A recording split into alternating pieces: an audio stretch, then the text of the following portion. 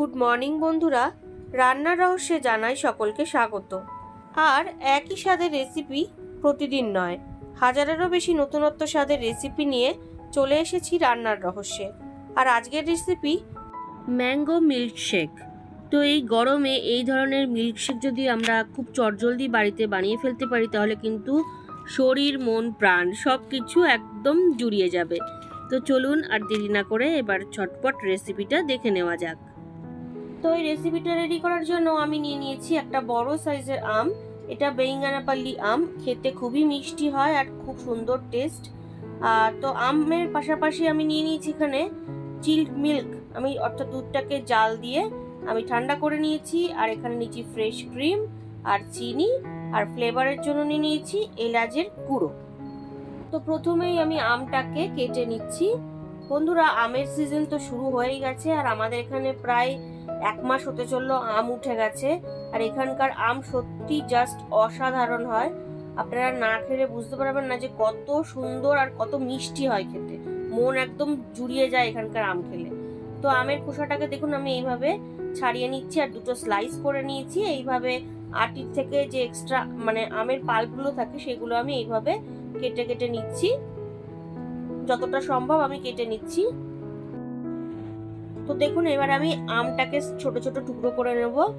তো বন্ধুরা, এই গরমে কিন্তু তোমরা এই ধরনের আমের রেসিপি বাড়িতে ট্রাই করতেই পারো। আমি আবারও বলছি, আগের বিভিন্ন রেসিপিতেও আমি বলেছি, অর্থাৎ সামার স্পেশাল রেসিপিগুলোতে, যে এই সময় চা কফিটাকে একটু অ্যাভয়েড করে যদি এই ধরনের মানে মিল্কশেক বা শরবতের কিছু ট্রাই করতে পারেন আপনারা বাড়িতে, তাহলে কিন্তু মানে শরীরটাও ঠান্ডা থাকবে এবং খেতেও ভালো লাগবে, পেটটাও ভরবে।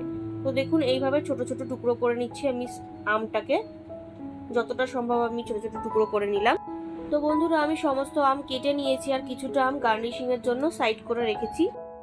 এইবার আমি মিক্সারের যে জুসারের যে পটটা থাকে সেটা আমি নিয়ে নিলাম। তো দেখুন বড় জারের মধ্যে আমি আমের স্লাইসগুলো দিয়ে দিলাম।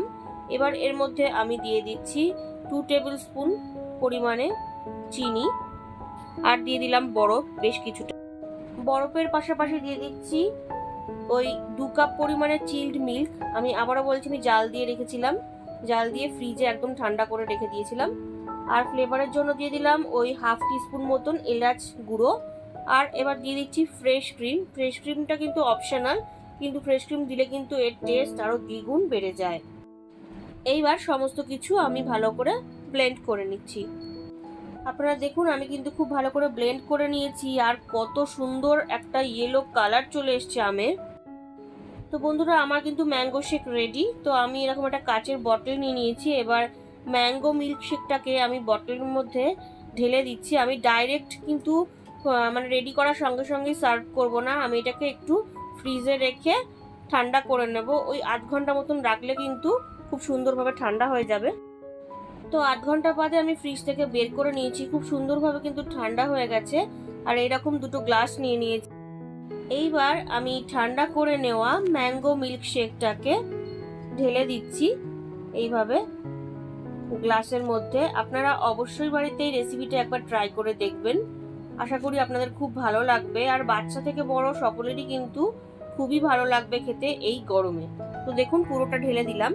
তো ম্যাঙ্গো মিল্কশেকটা আমি দুটো গ্লাসে ঢেলে দিয়েছি। এবার ওপর থেকে এইভাবে কিছুটা আমের স্লাইস আমি দিয়ে দিচ্ছি, যাতে যখন আমরা এই ম্যাঙ্গো মিল্কশেকটা খাবো প্রত্যেকটা চুমুকে একটু করে আমের স্লাইস মুখে যাবে আর খেতেও কিন্তু জাস্ট অসাধারণ লাগে। তো দেখুন আমি ম্যাঙ্গো স্লাইসগুলো দিয়ে দিলাম। এইবার ফাইনালি ওপর থেকে আমি এইভাবে একটু ফ্রেশ ক্রিম দিয়ে দিচ্ছি। এটা সম্পূর্ণ অপশনাল, আপনারা দিতেও পারেন, আপনাদের কাছে থাকলে দেবেন, না থাকলে দিতে হবে না। তো বন্ধুরা, আজকের রেসিপি কিন্তু আমার ডান। এবার আমি এটা সার্ভ করব। আজকের recipe summer special mango milkshake আমার রেডি। ভালো লাগলে বাড়িতে অবশ্যই ট্রাই করবেন ও টেস্টের আনন্দ নেবেন। তার পাশাপাশি লাইক শেয়ার কমেন্ট করতে ভুলবেন না। আর নতুন বন্ধুরা যারা এখনো পর্যন্ত আমার চ্যানেলটিকে সাবস্ক্রাইব করেননি, তারা আরো ভালো ও নতুনত্ব রেসিপির জন্য রান্নার রহস্যকে অবশ্যই সাবস্ক্রাইব করবেন। ধন্যবাদ।